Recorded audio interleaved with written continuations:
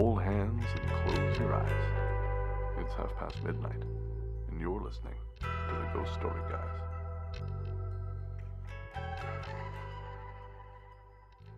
Welcome to the Ghost Story Guys. I'm Brennan Storr. I'm Ian Gibbs. And this is the show where we talk about spooks, specters, and all the other things watching us from the shadows beyond the campfire. Some conversations only make sense after the sun is set, and this is most definitely one. Thanks for tuning in. It's Wednesday, April 19th.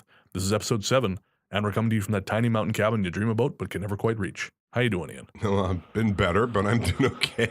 Yeah, you are sick. Yes, I am. It's awesome. I'm sitting across from Ian. He's wheezing like an old steam engine, and he's sitting next to an enormous bottle of NyQuil, which he's sipping from at intervals. He kind of looks like a white Lil Wayne. I'm chasing the cherry dragon. I'm waiting for him to drop the hottest album of 2017. It'll happen. So like I said, we're recording a day late because you caught plague on weekend and have been slowly dying. I did, and you had an interesting weekend, did you not?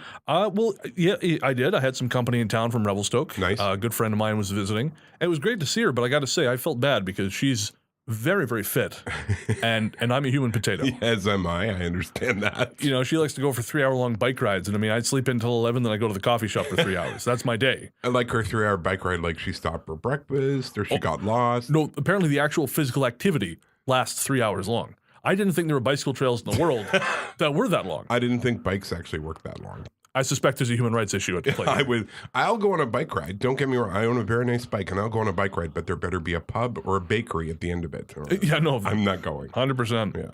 So before we get started, we have a little bit of feedback from the last episode. Okay. So it has been suggested that I came across as a bit intense in my enthusiasm for Barb from Stranger Things. Intense, meaning creepy? That word was also used. Let me be clear. I never want to be creepy. I mean, I respect Barb from Stranger Things as a person. Mm-hmm. I'd like to respect her on a bearskin rug. Please in front of a roaring fire. Oh, God. For 3 hours. That's a hideous visual. So moving on from that, as fast as possible. Please do. And before authorities can be called. Today we're going to be talking about Ian's book, Victoria's Most Haunted, which is finally almost available in stores. It is on the 25th, so next Tuesday. That's fantastic. So yeah, this will be out on Thursday, so the following Tuesday, pick it up. It'll be on Amazon. Will it be in stores right away? It will be in stores on the 25th. Yeah, it'll be in all the local bookstores in Victoria, and otherwise it's available online. Ooh, that's fantastic. And you've got some signings coming up, which we'll be talking about a little bit later. We'll give the dates. Yeah, that's great. And I'm really excited for the signings, mostly because I think it's going to be a battle for survival as your publicist, who deeply hates me, hunts me to the ends of the earth like the Predator did Arnold. For those of you who aren't familiar with this, when we first started the show, I would always bleep the title of Ian's book. His publicist was not very pleased about this. Well, it started out, she would mention it and say, Ian Gibbs and Brennan Storr and their podcast. Yeah, when they did the social media posts, they would say, the new podcast from our author Ian Gibbs and co-host Brennan Storr. And after about 3 episodes of me bleeping the title of his book, it became Ian's podcast. Pretty much. And so I sort of expected at the signing, I'll be standing there and all of a sudden I hear that Predator breathing noise. And then I'm going to see those 3 lights appear on my chest. You know what? No. Tori is very nice. No, and she's going to vaporize my torso. She's really... I don't think she has the capability to vaporize. Oh, what's Jesus. It? She's here. She found us, Ian. We're going to get to the chopper. Yeah, you run. And we'll be right back.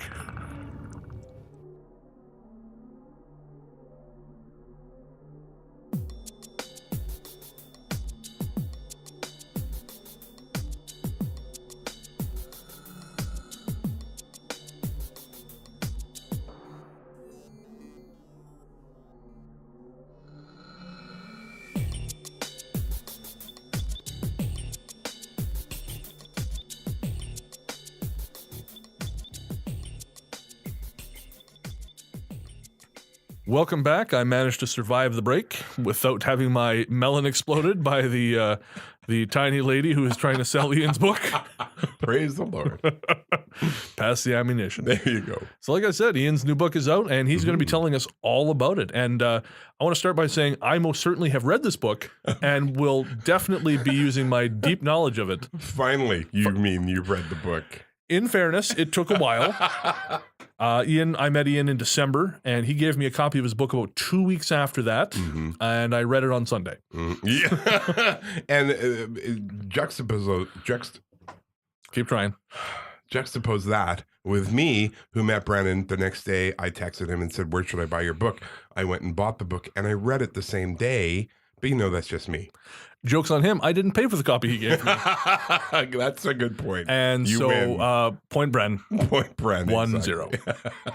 So I'd love to just hear about the genesis of the book. Sure. Tell everyone a little bit about how it is you came to write it. I came to write it, and this story is embarrassing when authors come to me and say, "Please tell me, how do I get published?" And I say, "I don't know. They asked me to Does write this it." happen a lot? Jesus, you sound like the Lord on the Mount when they come to me for advice. They have. I've had 4 people. That's insane. I know. And they're like, "How did you get published?" And I'm like, I have spoken to an audience of millions, literally of millions, promoting my book. Yeah. You are the only person who contacted me. "Really? Yes. I'm sorry."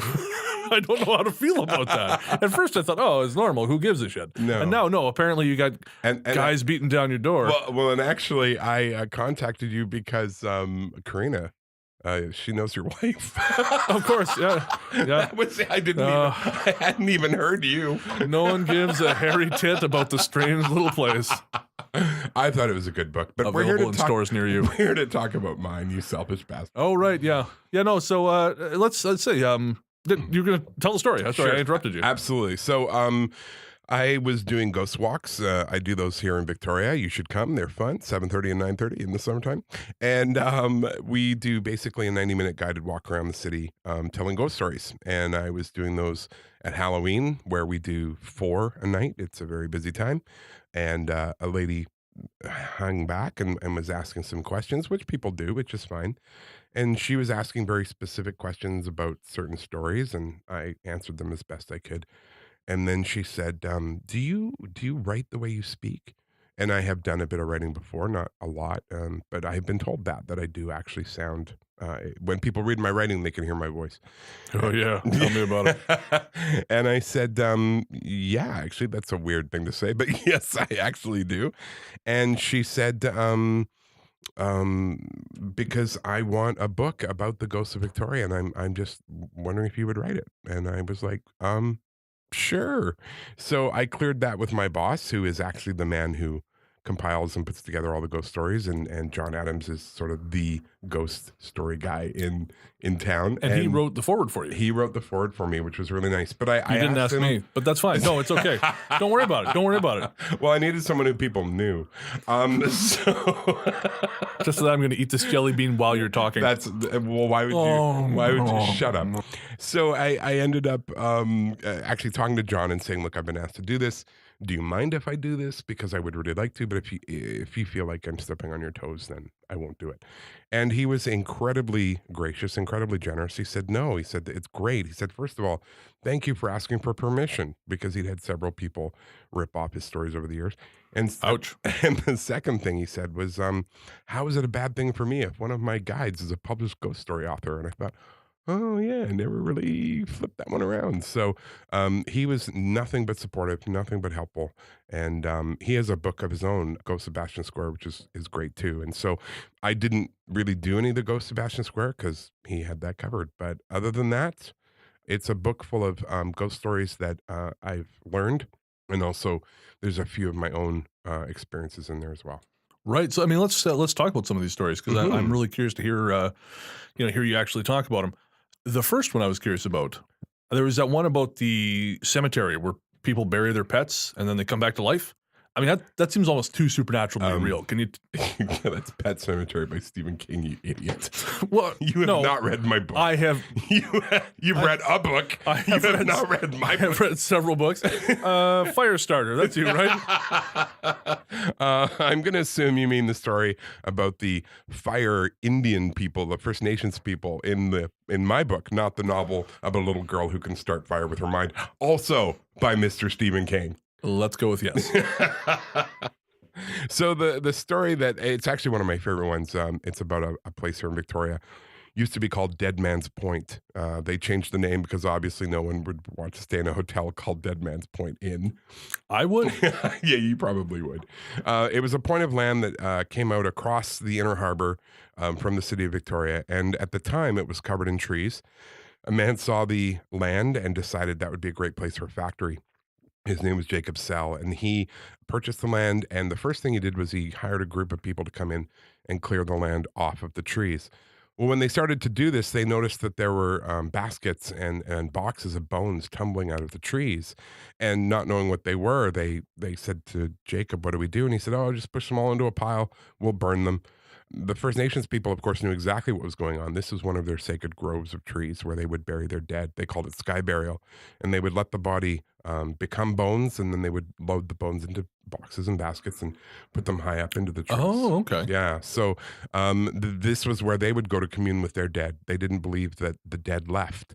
They believed they stayed with their bones, and so you needed to create places for the dead to be able to hang out in, and then you could go and talk to them and commune with them. So Jacob, being a hardened businessman, was like, "Yeah, burn them." So they piled them all up. They set them on fire, and what didn't get set on fire, they pushed out into the waters. The chief of the village across the way in the Songhees area saw this and sent a runner all the way around the harbor to find out, like, who are these crazy people bringing a curse on themselves. And the runner got there, saw what was happening, figured out what was going on, ran back to the chief and said, "You know what? They have no idea what they're doing." And the chief ended up moving, like, the women and children further away from the area because he didn't know what was going to happen, but he knew something bad was going to happen. The factory got built. It was a furniture factory, and he had the factory all good to go. He had his house about a mile away from the factory, and one evening he and his wife were getting ready to go to bed, and all of a sudden the house, and at the exact same time the factory, caught on fire at the same time, even a mile apart. And it was his wife who really bore the brunt of the experience because they ran out of the house. They managed to escape with their lives and nothing else. They were singed. And his wife continued to rant and rave for another few weeks later. She was actually ended up being tied to a bed. They said she was literally. Go on. No, she was not Barb from Stranger Things. She literally ended up being tied to the bed because she was ranting and raving about firemen. She said she saw these First Nations men who were leaping and jumping through the flames, running their hands along the curtains and the walls, making the fire burn faster. Jeez. And she died a few weeks later. She was one of the few people to ever have written on her death certificate, "Died of fright." Jacob kind of went, that didn't work out so hot, and he headed back east. And then the land sat for 30 years. Nobody wanted it. Surprise. I'm shocked. So it took about 30 years for anyone to be interested in that land. And eventually a man named William Pendray came forward. He was going to set up his own factory. And while Mr. Pendray was not that concerned with ancient Aboriginal curses, he was certainly concerned about fire. Wow, a white industrialist who doesn't give a tit about the indigenous. Isn't that weird? I know. We've never heard that story before. Story is so unique. Man. So what he did was he set up a rather rudimentary fire suppression system, and it was mostly a big valve that would open up, and then water would shoot out of big cast iron pipes overhead. I thought you'd just pay like children in rags to shout, "It's on fire, governor! It's on fire, governor!" They just use the children to smother the blaze. Pretty much. Dip them in the ocean and throw them on the flames.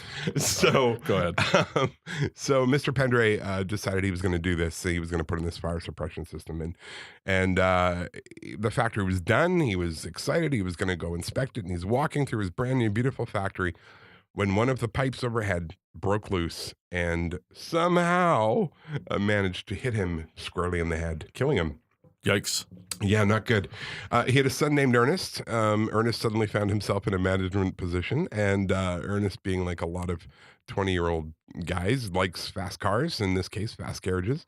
And he had a pretty souped-up carriage. It had steel around the rims of the wheels to cut through the mud quicker because he's cool. And Did they spin, for God's sakes?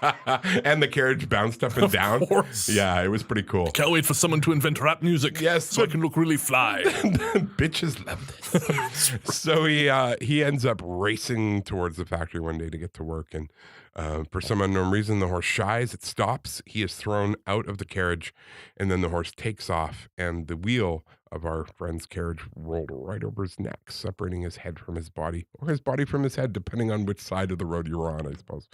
That's a really whimsical way to look at a beheading. Isn't it? I'm a pretty whimsical guy. So, yeah, he ends up dying, and No. things aren't The good. beheaded man died. And He expired later that day in hospital. but you know what? The lucky thing is they had one more son who I'm not sure was super anxious to join the family business at this point. But he was walking to work. Legend had it that his mother had made him promise never to ride a horse to work. He was walking to work. He got to the gates of the factory and he found a 22 caliber shotgun leaning against the gate, which he thought was strange. He thought he'd move it, no one would get hurt. And I don't know if have you handled a shotgun? Do you know? I have, yeah. Okay, so you'll know how hard this was to do. He grabbed the gun and he was able to shoot himself in the chest. What? Yes, which is so weird. So he shot himself in the chest. He did not die, but I believe. But open carry is totally cool. But I believe his factory running days were limited. I bet he wished he'd died. Yeah, probably in those days, 1908. Oh man, I don't know how. Yeah. Yeah. I mean, did he try and pick it up with his mouth? I don't know. Hey, watch this. I'll hold my beer. So now, so the factory, of course, is long gone, but the house the Penders built was actually quite close to the factory, and it's still standing in the Victoria Inner Harbor. It's known now as the Gatsby Mansion. It's part of the Huntington Manor Hotel, and it's quite well known for being haunted.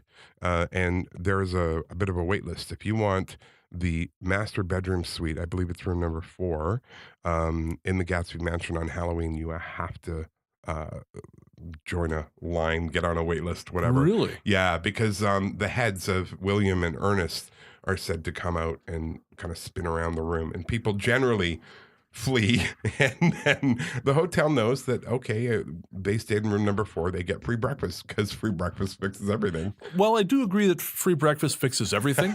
I mean, I could be drafted into an African jungle army by machete-bearing men in jeeps. Because they'd be looking for someone like you. Well, I am very stout. And in the morning, as long as Mobutu gave me free breakfast, I'd think, yeah, no, this is okay. This is fine. That's good. My concern, though, is this, and this is an issue I have. Mm-hmm. So they wait in line to stay in the haunted room on Halloween, Right. and then they leave because it's scary. No, now, as far as I'm concerned, the clerk should say, "Go pick up that shotgun with your mouth." And pass the test. What did you expect? I know. You idiots. I know. I guess maybe it's more the people who don't expect it. Right. Which, yeah, I don't know. People are weird. I don't know if you know that, but No, this is all new to me. So this, Recent circumstances have not conspired to show me that people are weird. So the hotel is quite well known for this. Where the factory used to be is now it's called the Laurel Point Inn. It's quite nice. Oh, Yeah. that explains a few things. Yes, it does. I've been in there, and what they've reported is shadows in the rooms, wine glasses coming off tables, that sort of thing. The maids apparently are not required to clean a room on their own. They can work in pairs because it is not the guests that they're worried about. It's the spirits that are there. Interesting. And it's believed that they are the spirits of First Nations people who have lost their burial place. Right. Apparently they're not quite as aggressive as they once were. They're not burning anything down.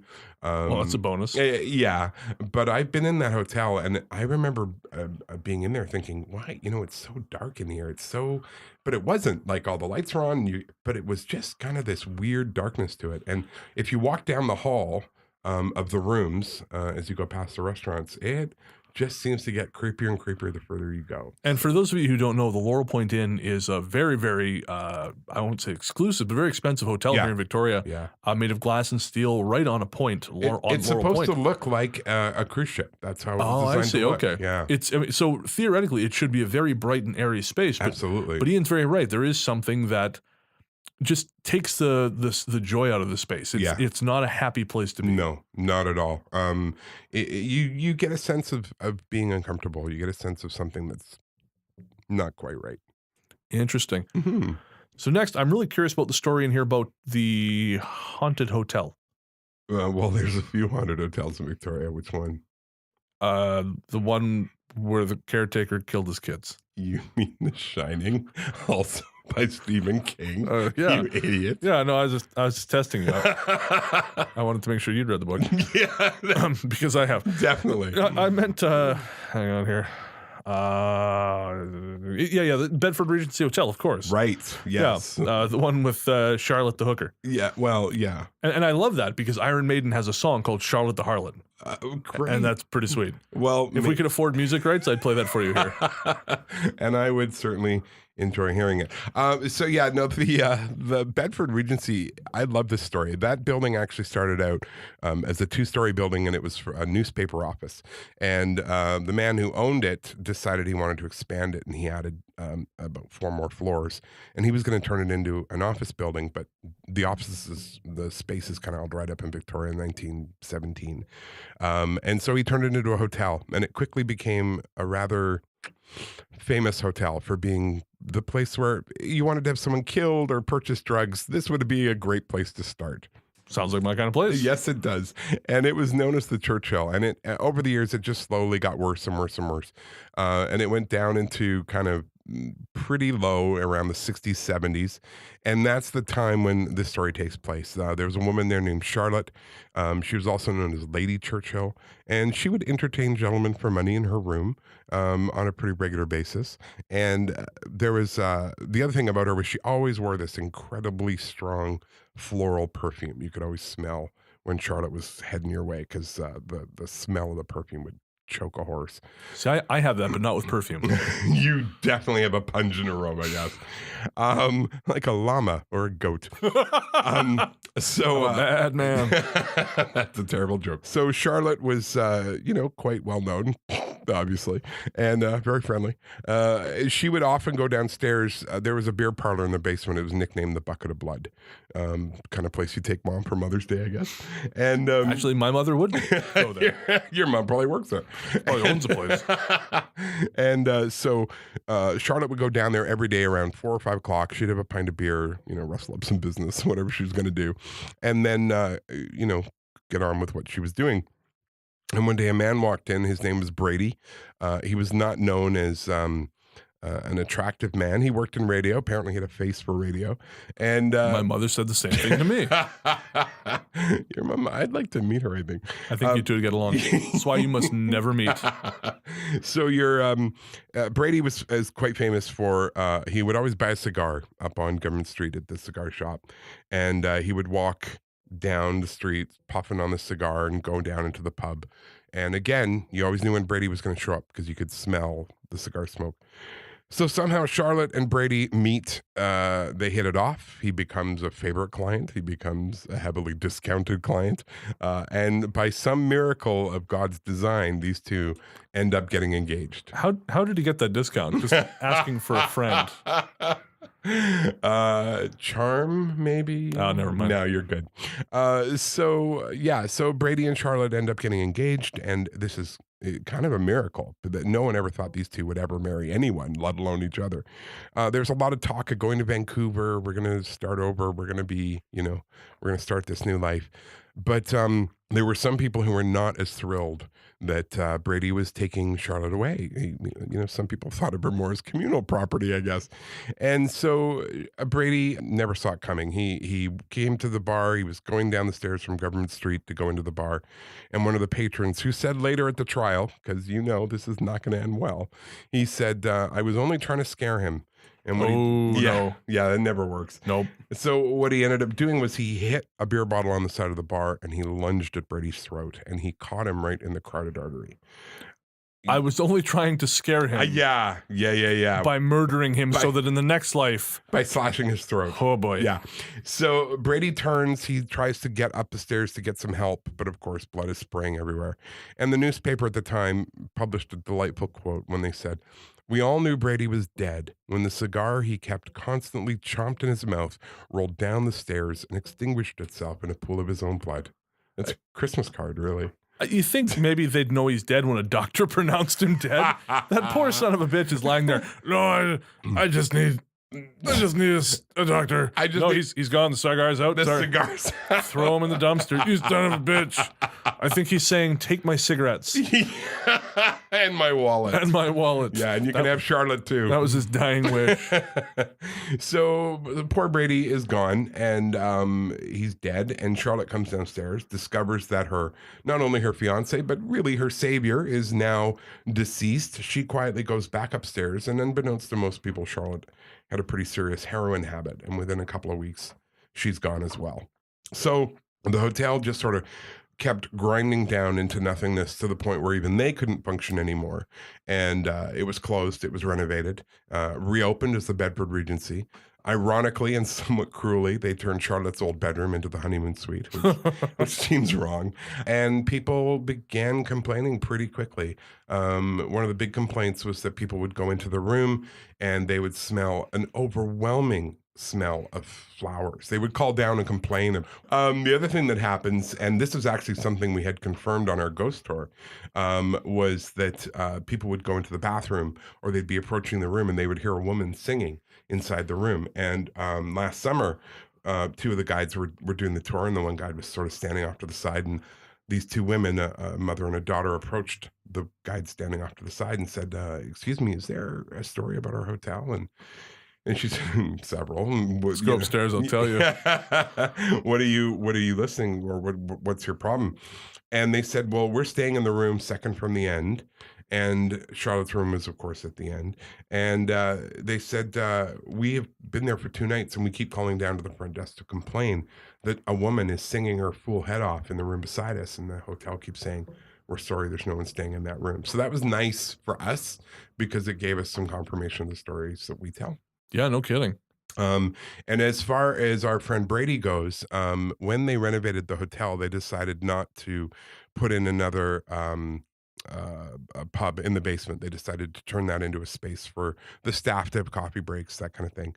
And one day a gentleman approached at the front desk and said, excuse me, I'm just wondering, can I see downstairs? I used to work down there when it was a pub. And one of the chambermaids was going past, and she's like, yeah, no problem. Like, come with me. We're going to have a coffee. And they took him down there. So they went down there. And of course, the doors that were traditionally the doors to the pub had been chained off and closed off years ago. They're all sitting down talking. He's telling them a bit about the good old days of the old Churchill when the smell of cigar smoke gets super strong. And everyone's like, what's going on? Because, of course, no one's smoked down there for 30 years. And that's when a full-bodied apparition of a man comes walking down the steps. And he was so real looking. One of the maids stood up and said, excuse me, sir, this isn't a public place. Like, what are you doing down here? He got to the bottom of the stairs and he disappeared. And everyone was like, wow, that was amazing. But the poor bartender was the one sitting there very pale faced saying, Right. I know who that was because I was working here the day he was murdered. And so maybe his presence was what triggered Grady to come back. But when I was writing the book, the biggest lesson I learned was you want to talk to 2 kinds of people in particular. You want to talk to the night janitors and you want to talk to the security guards because so true. They're the ones who are there after hours. And I did get to talk to a man named Andrew, who is the night janitor there. And I asked him for some stories and he told me some amazing ones. But my favorite one, and this shows how cool, calm, and collected Andrew is, he was cleaning the men's bathroom in the basement around 3 o'clock in the morning. He had the door locked just so he could clean in peace. The place was closed.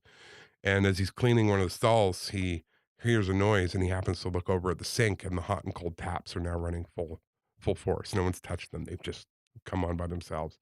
And I said to him, well, what did you do? And he goes, I went and cleaned somewhere else for a while, which I would have been so gone.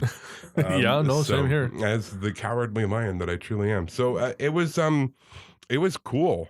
He told me a lot of great stories. I piled them into the book, and it's a fascinating building. Really, really good. Now there is, ironically, a bar called the Churchill in the hotel. Oh, of course. Yeah. I wondered why they called it the Churchill. That's why. I thought it was just part of Victoria's stupid obsession with all things English. No, it was actually an homage to the old name of the hotel. So. Oh, okay. And it's a great pub. It's got a ton of beer on tap, and it's just a nice place to hang out. I think they share a kitchen with the Garrick's Head, which is on the end of the block. They do. It's the Garrick's Head is actually attached to the hotel. They're all now one big building. But they have incredible French fries. Excellent. The Garrick's Head makes incredible French fries. That surprises me you know that much about French fries. I know. Well, with my lean runner's physique, you wouldn't know that I enjoy such sumptuous treats. You would not know at all. No. And certainly I'm not munching while you're talking. I'm not munching on jelly beans over here. Loudly. Loudly. Yes, yeah. Well, no, you're as it turns out, you cannot eat jelly beans quietly. No. And Frank, not eating jelly beans in the walls. That would have been bad. That would have been Maybe that's what happened. I've seen Inglourious Bastards. I know how it works. All right, we're going to take a short break, and when we come back, we're going to have more stories from Ian, and hopefully no off-color jokes about the Holocaust. We'll be one step above the White House press room. All right, we're right back.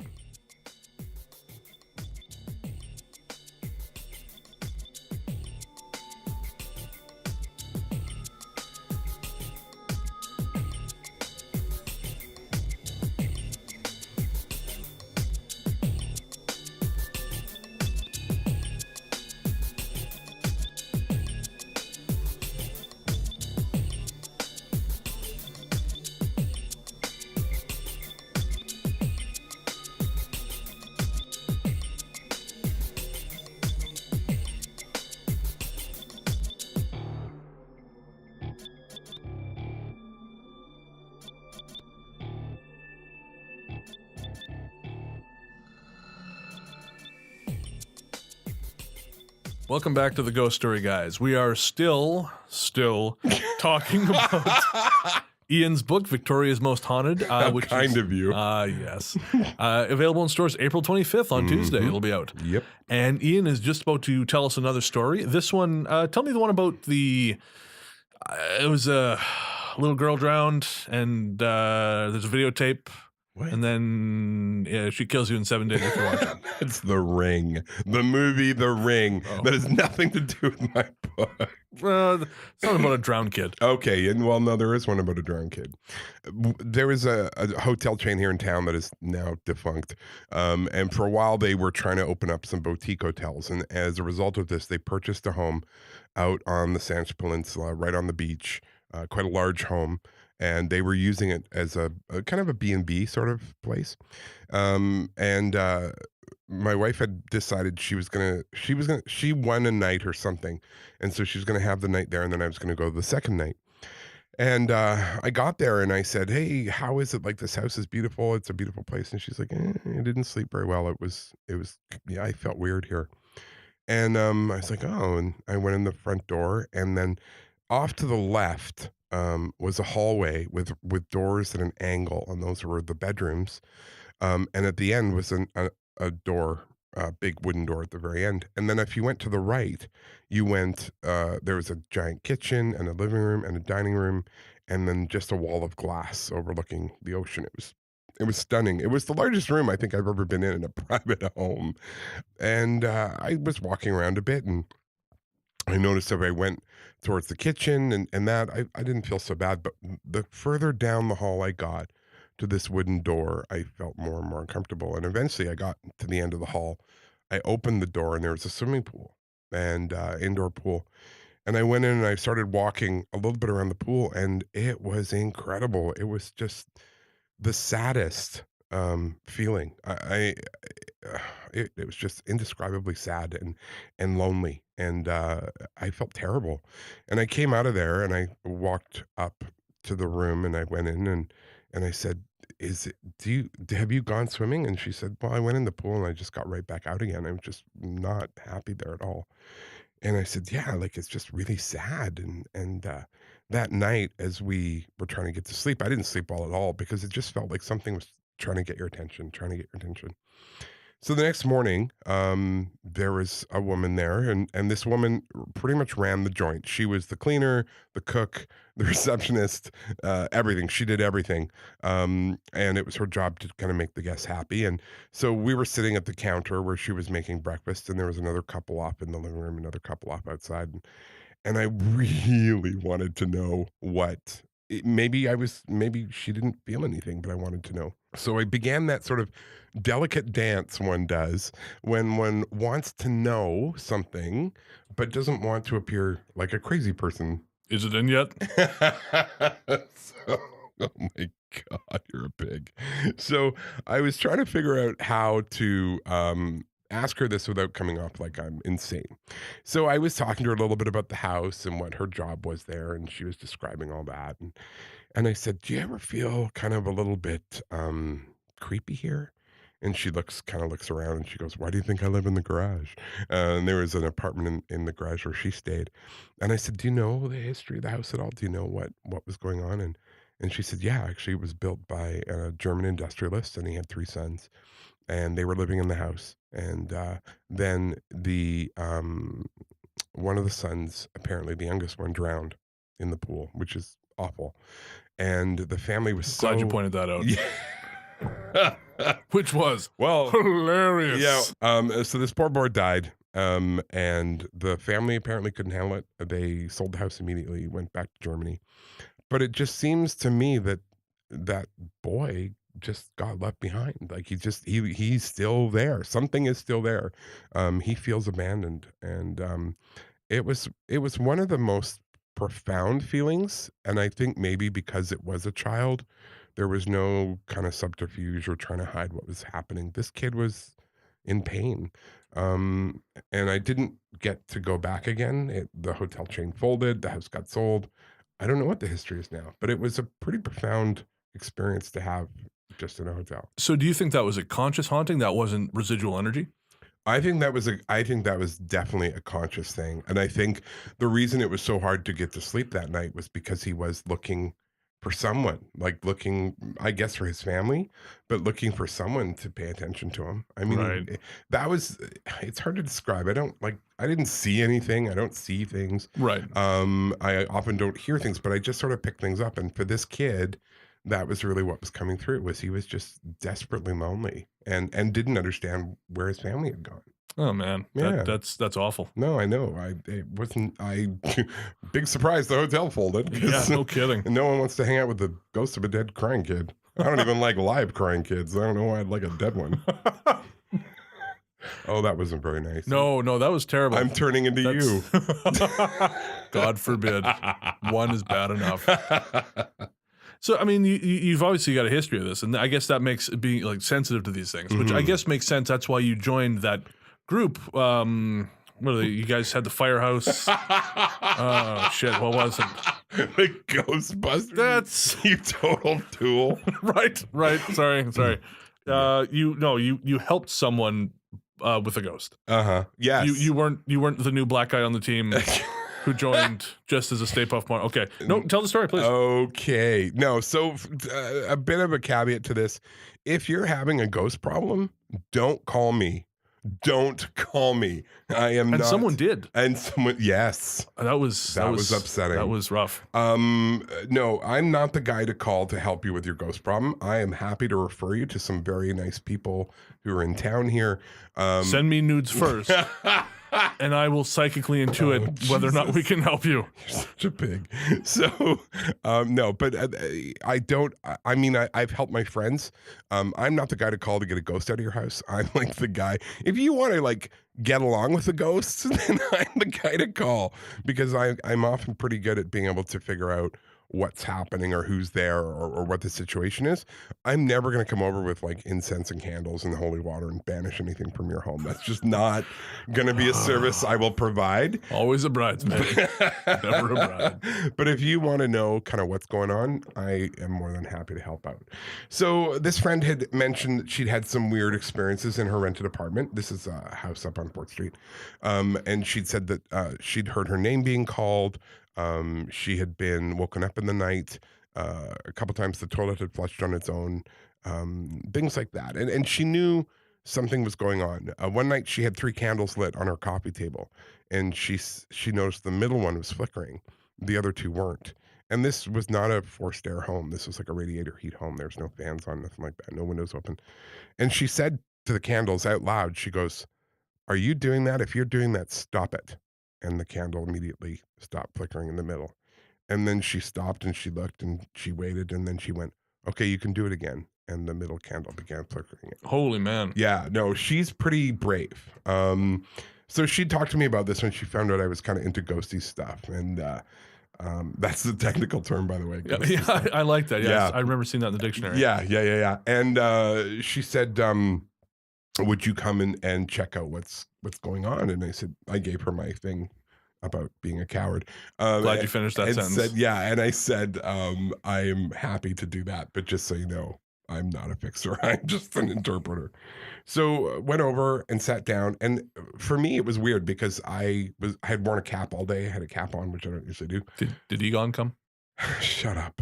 And I sat down in the living room and I just sat there and I kind of just relaxed and kind of let myself be a little more open to what was going on. And immediately I took my hat off. I said, oh, no, that's no good. Oh. And my friend said, oh, I don't care. Like, whatever. And I said, not you. And what I got was, and again, I don't see things, but I got this image of a soldier. Mhm. And he was standing in the kitchen. He was watching us. And I described him to my friend and said, yeah, like he's standing there and I can see him. He's got his hands behind his back. And she goes, you mean at ease? I went, oh, that's, yeah, I guess that's what it is. I didn't put that together, but yeah, that's exactly what it was. And I didn't know World War I, World War II. I could describe his uniform. Afterwards, we went on Google and we Googled uniforms and it was World War I. Oh, okay. Which was cool. And I just sort of tried to be open to what he wanted known. And I get pictures in my head. It's really weird. And I was able to tell her that he likes her. He thinks she's a good person. He likes her being there. It was a bit like he was protecting her from something else in the house, and that he approved of her. He liked her presence being there. At some point, she had said to him, I asked her, if you feel safe enough, have you asked him what his name is? And she said, no, I haven't. I'll give it a try. So for 3 nights, she said, what's your name? What's your name? One night, she turned out the light. She lay back and she said, what's your name? And she said it was like green came up behind her eyes. And it said, my, and then it faded. Name faded. Is faded. And then it went CHRI. And she said, Christopher. And the letters faded. And the word yes came up. That's amazing. So she knew his name was Christopher. And while I was there, we just sort of hung out with him and got a feel for him. And then he wandered away. I had to go to the ghost bathroom. I don't know. And we talked a bit about that. And that was cool. And she was really happy that had happened. She knew more about him. She did some research on the house. Turned out it had been a convalescent home in World War I and World War II, like a military hospital. Right. So guys would get injured. They'd be brought back to Victoria Harbor, Scramble Harbor. And then they would spend time in this house until they were well enough to go home. They'd be shipped home. And Christopher was pretty clear. Christopher had died unexpectedly. He didn't expect to die. They didn't expect him to die. And he was at the home and he was dead and he was gone. And he knew this, but he didn't have anywhere else to go. This is kind of where he felt safe. And after that happened, I would check in with her periodically. And one day she said, oh, something really weird happened. And I said, oh, what's that? And she said, I went in the kitchen and she had a very old, like 1940 stove. It was an effort to turn this sucker on. And there was a copper kettle on one of the burners. And she came in the kitchen and every single burner was on red hot except for the one with the kettle. Oh. And yeah, and we were like standing in the hallway at work and I said, that's really odd. Like, and what I was getting from this was it's some kind of warning. And I said, have you done something? Have you changed something? Have you altered something? She said, no, but she looked a little shifty. She said, I've started smoking crack. Yeah, that's right. I'm molesting guinea pigs in the basement. So she looked a little like, kind of unsettled. And but she said, no, I don't think so. She went away. We checked in a little while later. She told me she had a new boyfriend and that Christopher wasn't around as much. When he was there, when the boyfriend was there, Christopher wasn't. And then one day, the stove, none of the burners got turned on except the one with the kettle. And it was on red hot. Oh. And I said, seriously, did nothing change? Well, as the story came out, it was the fact that the day after when the stove lit up was the first night the boyfriend had stayed over. Oh, okay. I was like, okay. Because I think Christopher felt kind of protective, like kind of he sort Right. of was in charge of maintaining her virtue. So I'll burn your house down? Oh, that sounds fair. I'm sure you've done that to an ex-girlfriend. Only because I love them so much. And they just don't understand. No one ever does. So in the end, they moved from that home.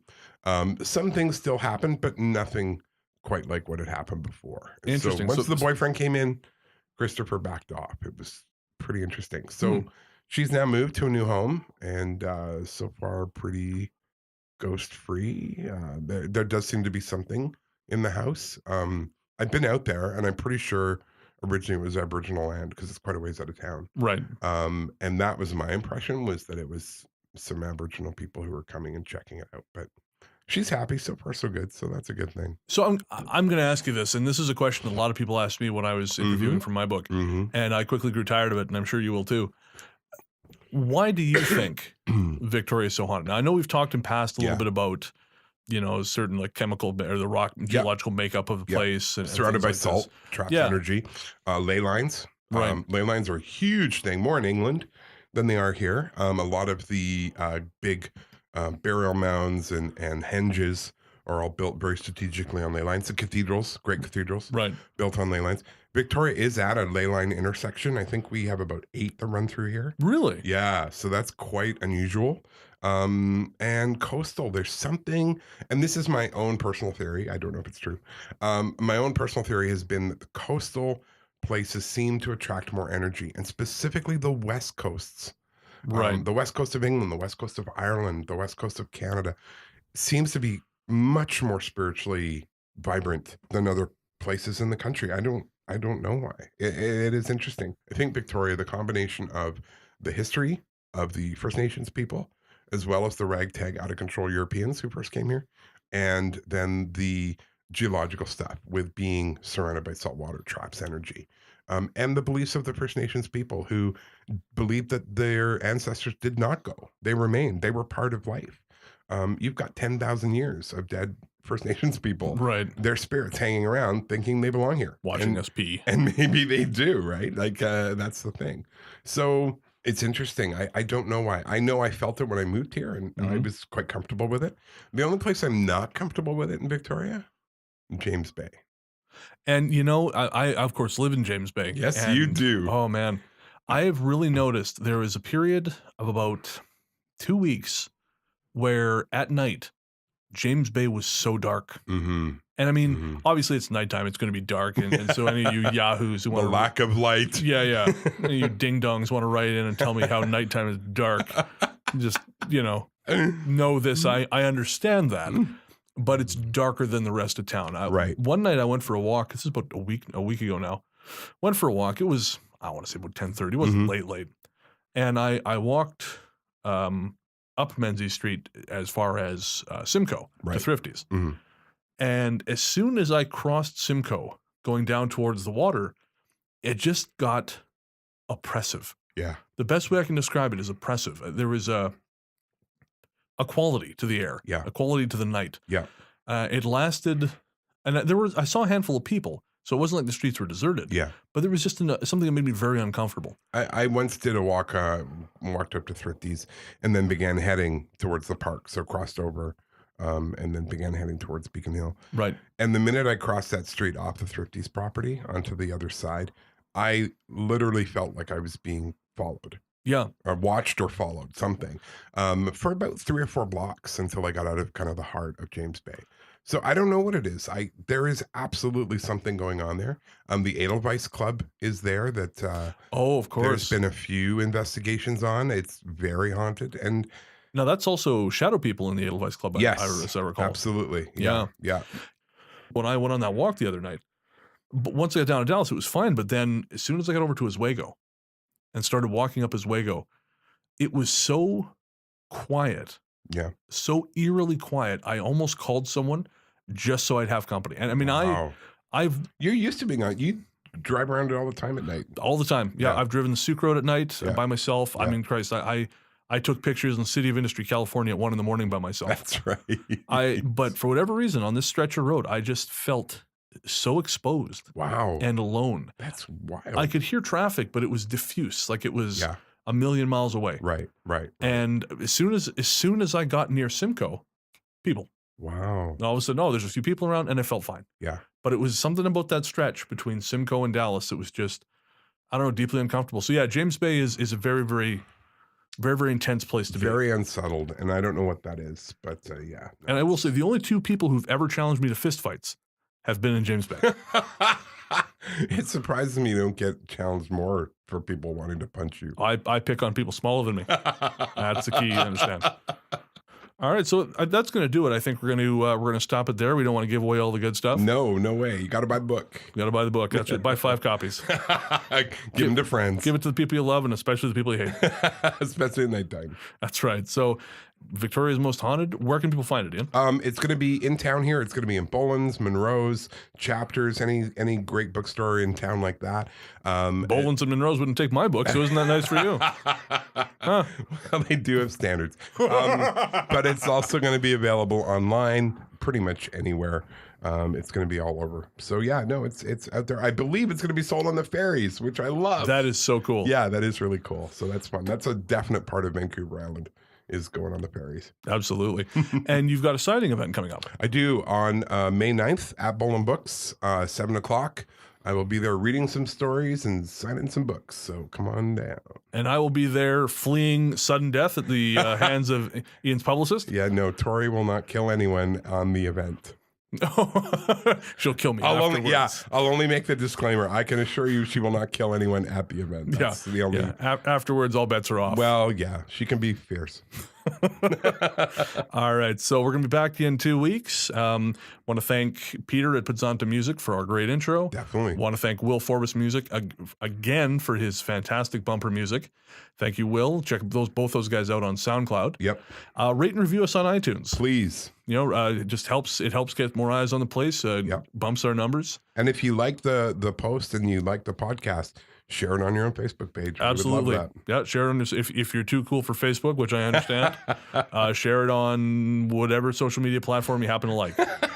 You can find us on Instagram, Twitter, Facebook at Ghost Story Guys. Yep. Again, Ian's book is available everywhere fine books are sold. My own book, A Strange Little Place. The Hauntings and Unexplained Events of I have a copy you can buy. I'll give it to you. No resell. No resell. It's available on Amazon and everywhere else fine books are sold.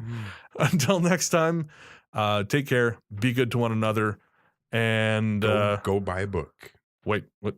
Do you hear that? I think. Uh-oh. No, she's coming in. I'm not going to live to see her signing. Oh, shit. Oh, goodbye. Well, bye, everybody. Bye.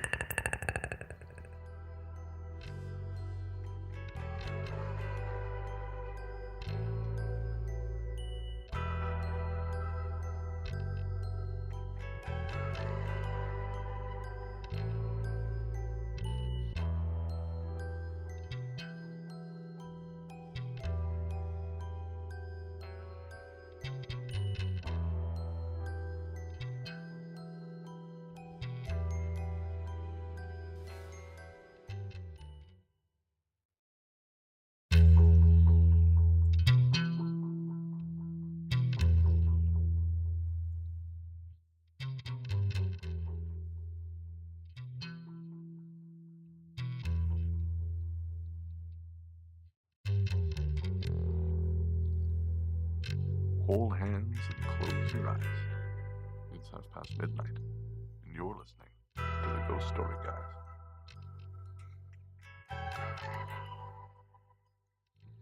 Welcome to the Ghost Story Guys. I'm Brendan Storr. I know it's very loud, isn't it? It's super loud. Sorry. It freaked me out. Okay. Well, I guess I'll do the intro again, won't I, you bastard? I did wonder why it was so loud. It was super loud. Okay. Frighteningly loud. Probably wet myself a little bit. That's just old age catch. Oh, there you go. Okay. Third time's the charm.